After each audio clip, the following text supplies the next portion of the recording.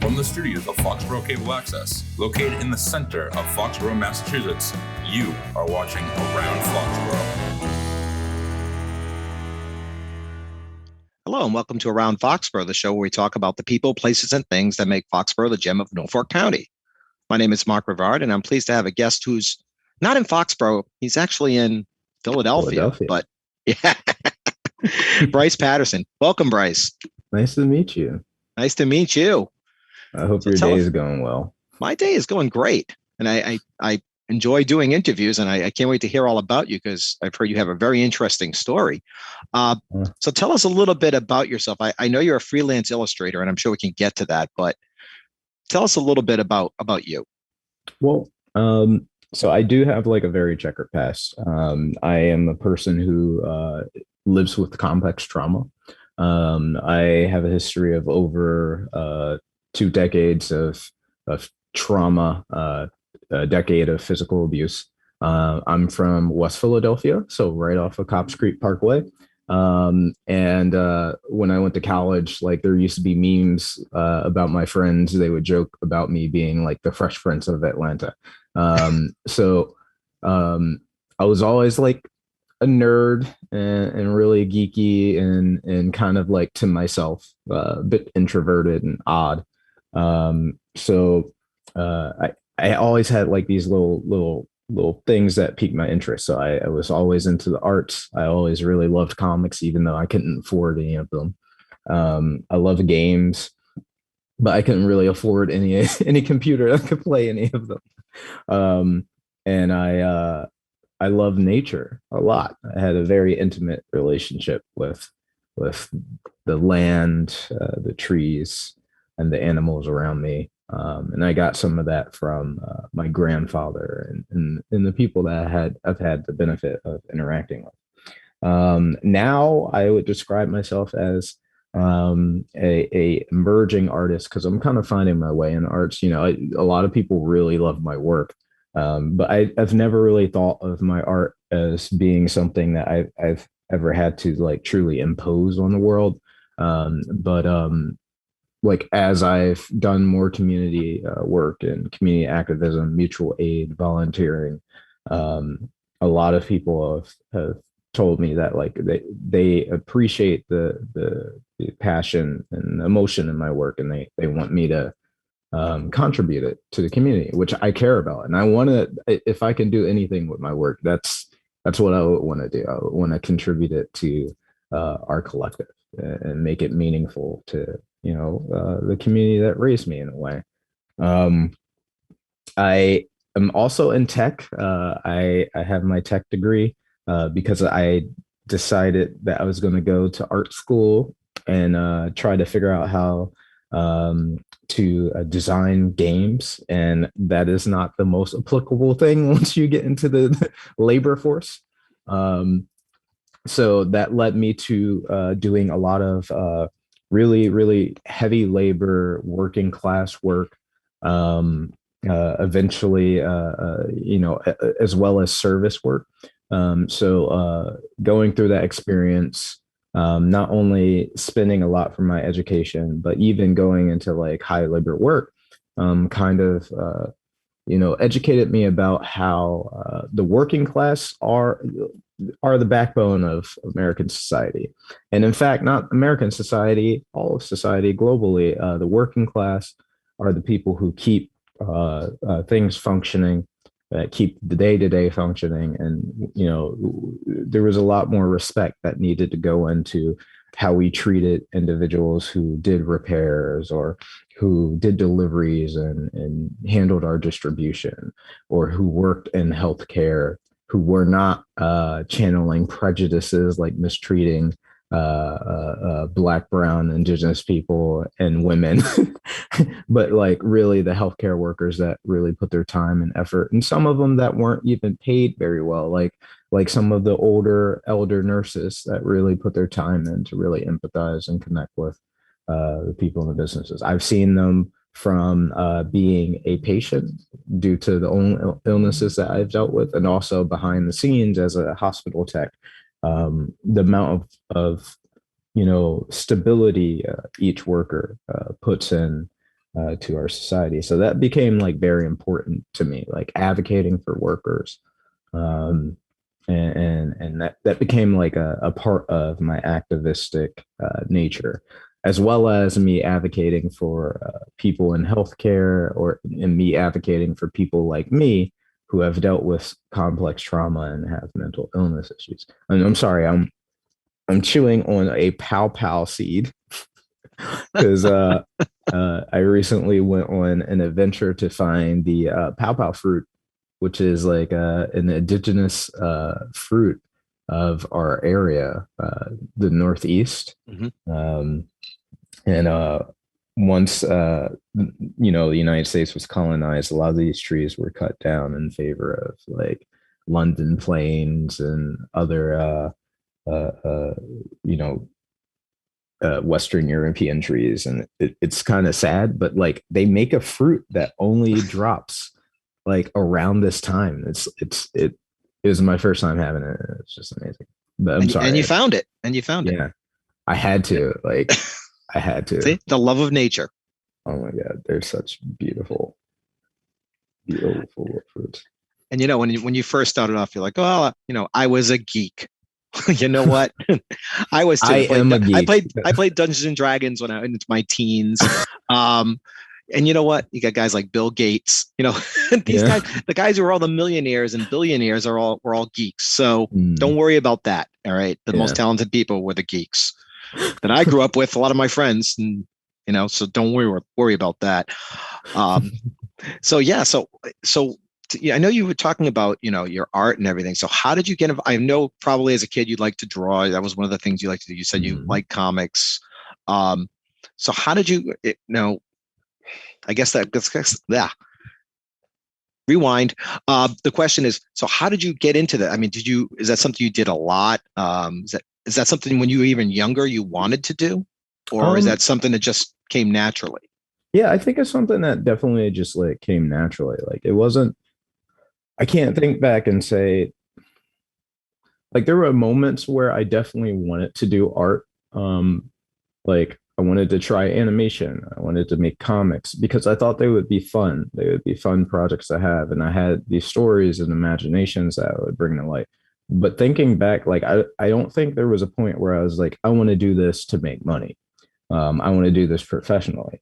I think what drove my passion of art and to the point where I was like, I want to do this, was seeing other people, like my peers, making cool art. I was like, I want to do that too. Like it's kind of like being a part of that community was important to me. Like I would watch, the films that were made by Hayao Miyazaki, Princess Mononoke. I remember I was really ill in the hospital with a fever of 106, having like basically a fever dream, like at 2 a.m. when I first saw Princess Mononoke. I almost died. It was horrible. I was in the hospital for weeks. I had lost like maybe like 13 to 20 pounds. It was bad. And like I remember like just when I thought like I wasn't going to get better, like I watched this gorgeous film and it was just so intimate and thoughtful and spiritual. And it felt like I in that moment, I needed to be in that room and I needed to be in this situation. I needed to be sick to understand the things that were in that film. And that made me want to make art. But as a kid, it was just kind of like, there wasn't a moment where I was like, I want to make art. It was just kind of like, I had a creative side. I like to escape into doodles, being a kid that did deal with like physical abuse, that did deal with spaces where the adult did not allow me, like not my actual parent, but the caretaker did not allow me to really express myself. I had only a few options, and those options were you either read the Bible, which, oh my God, like like giving a 6-year-old the King James Bible to read is just like torture. It was just like I was not I didn't enjoy that. reading Genesis over and over again. or or like, oh, read your schoolwork.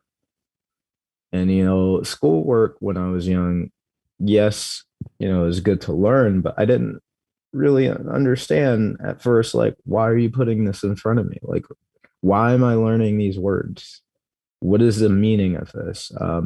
And that also has informed me on how I think we should change academia to make sure that, like, we're not just forcing kids to cram to pass grades and repeatedly spell words. Like, we should really start fostering people's interests and making the knowledge applicable early on, instead of like training the future generation of workers. We need to maybe be a little bit more organic and empathetic about that. But yeah, no, a little bit more independent thought as opposed to repetition. So okay. So I agree with you. I really agree with you, because I went through Catholic schools and they made you repeat and repeat and repeat and repeat the same thing. And I still remember to this day some of the things that I had to memorize. I can still say them, and that we're talking. I don't even want to say how long ago, 40 years ago, but seriously, I can do that, and that's great to memorize things. But if you don't know what they mean or how to apply them, then you're lost. Yeah, so I totally get it.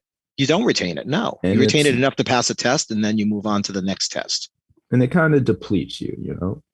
And I think that, especially as we start moving to a society where a lot of people get out of school and they spend thousands of dollars on these degrees, but when they get out, these degrees don't even allow them to have a truly equitable wage or a truly fulfilling life. Like, people get into the 40-hour a week work week and the economic machine, and by the end of it, they're like, well, what do I care about?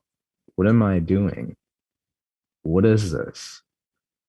What was the purpose of this?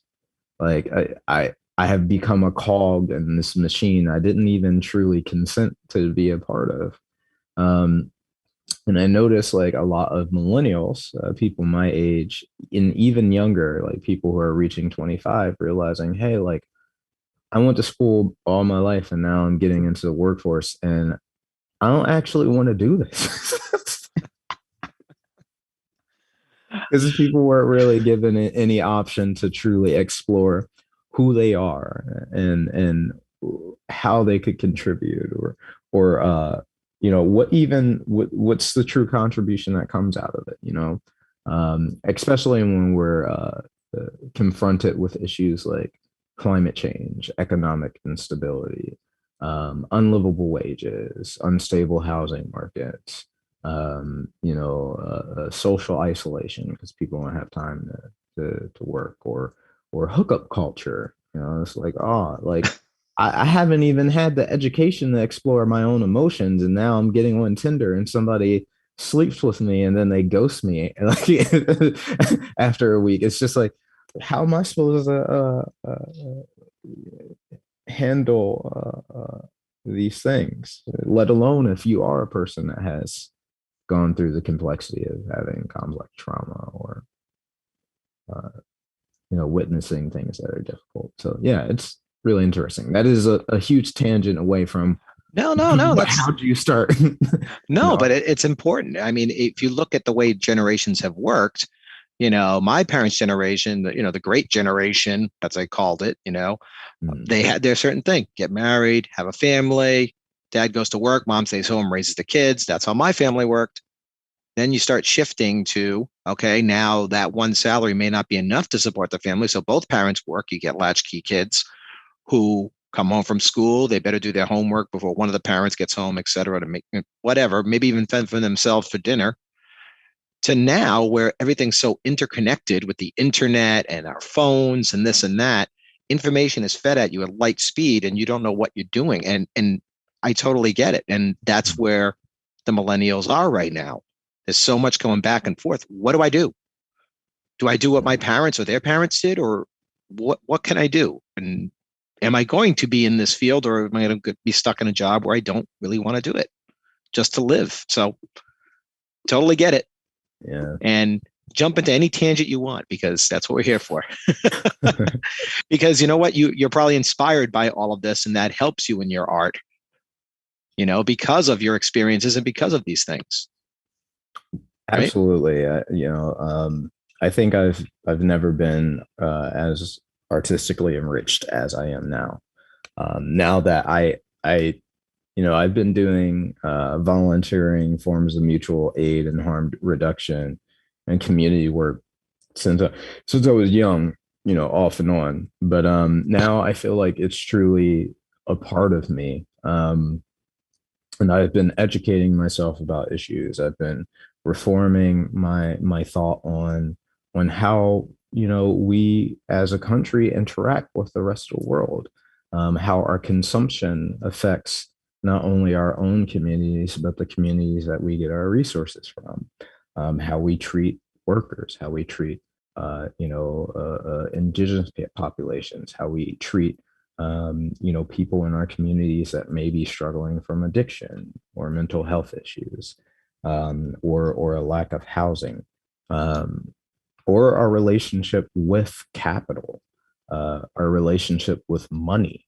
our thirst for money and power, and what that represents in a global society where our consumption and our behavior affects all of us. Like, couple of weeks ago, Philadelphia, half my city was underwater. I wasn't feeling that. That's not something that historically would ever happen here. But now we live in an era where things have changed due to us. And I think it's now the point where, instead of like activism being a part of my process of thought, like it's become a part of my nature. So educating myself on things and educating myself on individuals who have been activists or who have contributed to their community in different manners. Like, I want to not only learn about them, but I want to pay homage to them when I realize that they've done some truly good things. Like, for example, like I thought because, I had gone to community groups that were deep into African American history, like I thought that was really pro Black and down, and that I had truly had a full understanding of the history that went in communities like the Black Panthers or the Civil Rights Movement before. But now, like I didn't even understand, some, like, for example, I recently did a portrait of Huey P. Newton. I didn't even understand just how hard people like Huey P. Newton, Angela Davis, Bobby Seale, and Malcolm X, Martin Luther King truly were fighting for us. I didn't see some of the things that they wrote. The plans that they made for the community. I wasn't fully aware of the 10-point program that the Black Panther Party had made to completely eliminate anybody's need to gain support from private institutions or the state. They fed the community. They had medical clinics for the community. They had busing systems for the community, jobs, vocational training, education, schooling. And, it's just beautiful. There's so much we didn't know. Like, after, the fallout of Afghanistan, I purposefully made it a point to kind of go in and educate myself about community members that were from Afghanistan that themselves were trying to improve their community, fighting for the rights of women, fighting for the rights of the working class, fighting for the rights of children and getting an education, for the right of healthcare. And I learned about a figure by the name of Anita Rotzbach. And, she was a incredible feminist revolutionary that, before even like our governments started funding groups like the Mujahideen, before the Soviet-Afghan War, she was involved with fighting for the rights of women. She was she was a part of the first group of female nurses to go into the men's section of a hospital and care for male patients without coverings, without guards. It was just, the forms of protest and the work that some of the people globally have put into um, our communities is just not only astounding, but you kind of be taken aback how little it is acknowledged historically. Yeah, and I know, to make your point, a lot of people don't know about these people. There are trailblazers. They're the reasons why we have, go all the way back to the beginnings of this country. There were people that made sure that we got rights. And it took a while for certain groups to get rights, and it took a lot of trailblazers and important people to step up. And there's a lot of people, you don't learn about a lot of this in school. Yeah. You learn about some of the US, but you don't learn about the other countries. I think there should be more of a world study so you can learn how other countries got their rights in certain circumstances. Like you said, women's rights in Afghanistan. Hopefully the Taliban will not abolish those again, but the strides they made in the last 20 years have been incredible. And hopefully that doesn't turn around with the Taliban. But you have a future in politics. I know politics is a dirty business, but absolutely not. Sure. I'd vote for you. No, we need some people who actually care. But yeah, no, community service. I do that myself here in town. Anybody who does that, it's very important.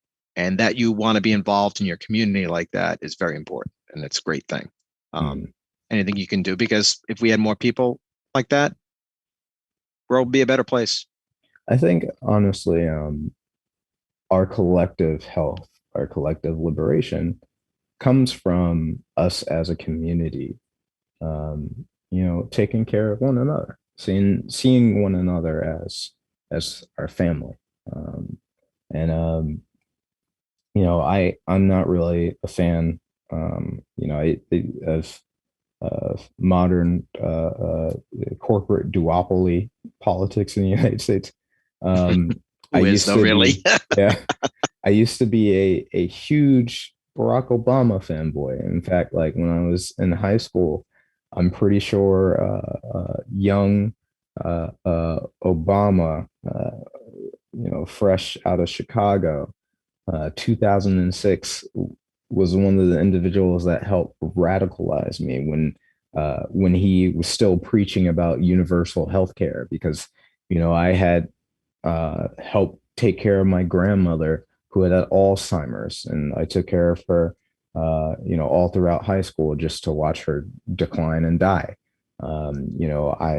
I watched my mother, who dealt with multiple chronic illnesses, a mini stroke, and then eventually having urethral cancer, and dealing with multiple non-POC doctors telling her repeatedly, "Oh, there doesn't seem to be anything wrong.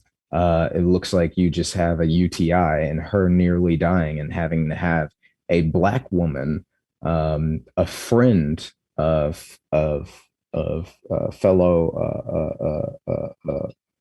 coworkers, kind of go through her diagnostics independently and find out that she had cancer because everybody was blowing her off.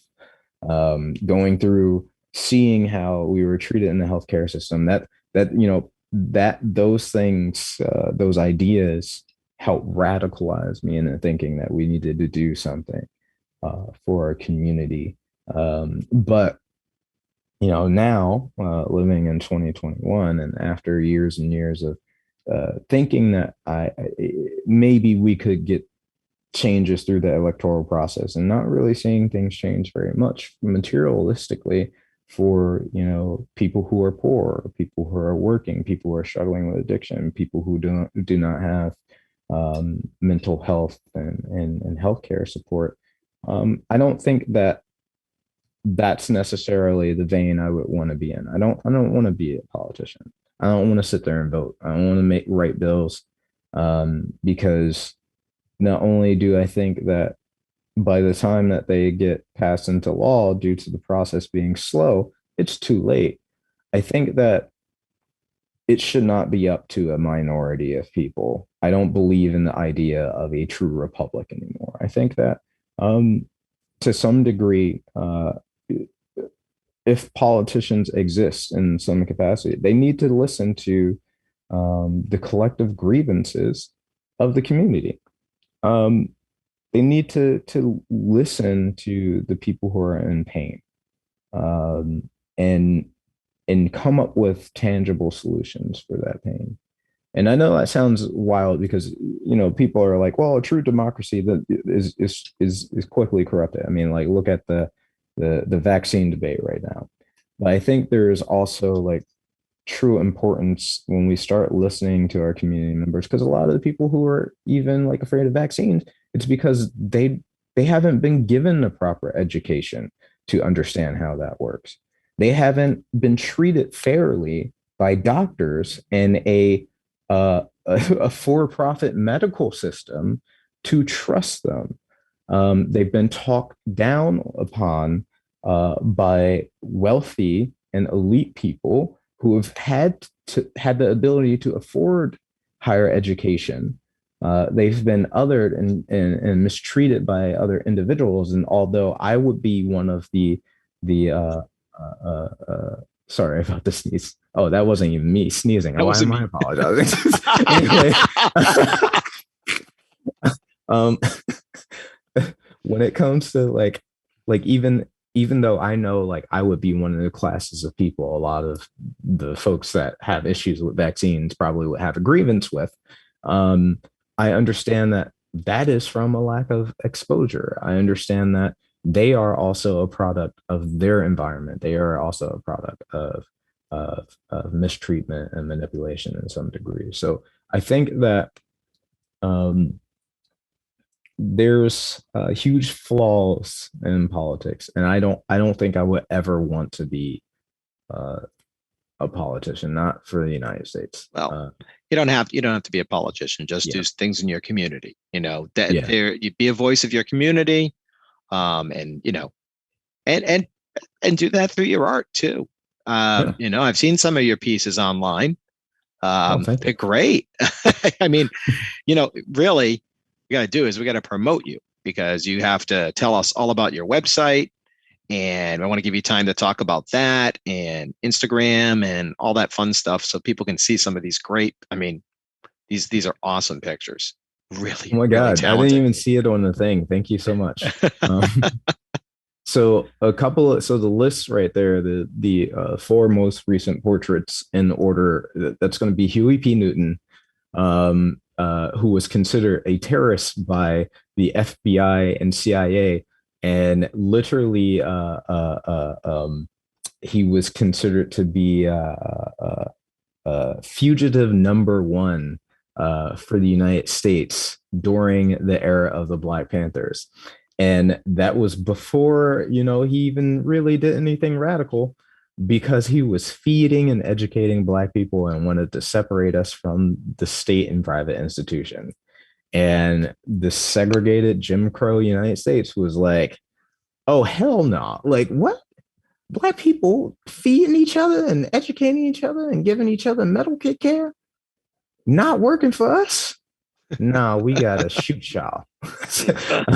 uh, uh, After him, in sequence, there was a woman there. Her name is Tahir. Tahir. Okay, let me make sure, because I don't want to get this wrong. Tahir Mazar Ali, because I forgot her. Tahir Mazar Ali is a radical, revolutionary feminist from Pakistan, who has done some really incredible work for the advocacy of the education of women and girls, as well as their equal rights as workers. And then we have Anita Rossbaum, who I told you about earlier, who has a very special place in my heart. And I just, it, it hurts because I am a millennial, and post 9/11, the American Afghan War um, is is probably the most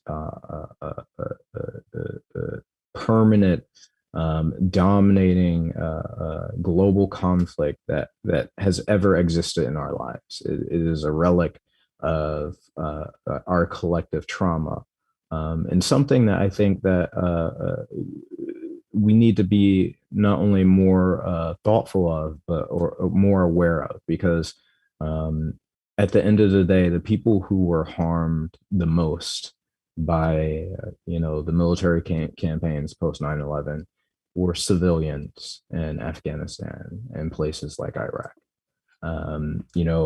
90% of the casualties caused by drone strikes in Afghanistan were people under the age of 18. They were civilians. They were kids.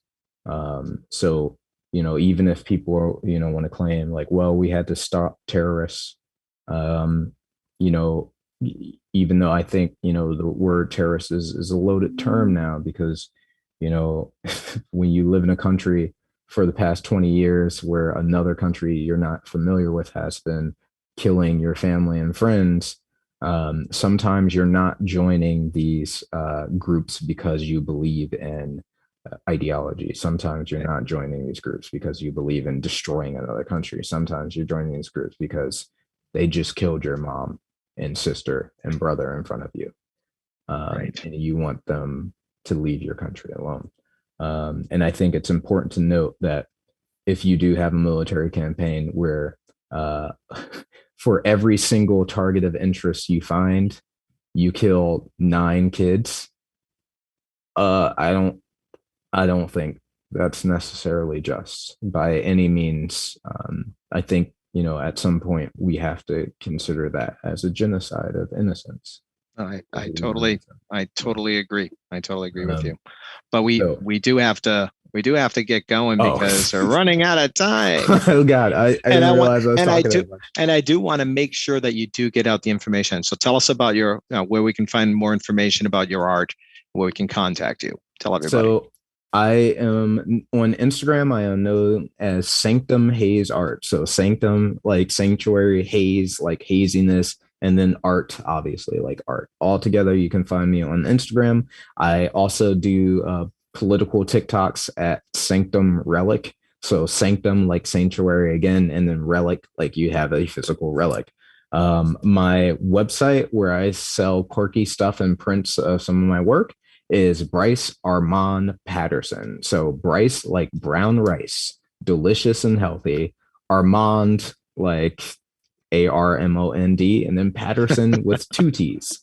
.com, and that's where you can find me. Thank you very much for the interview.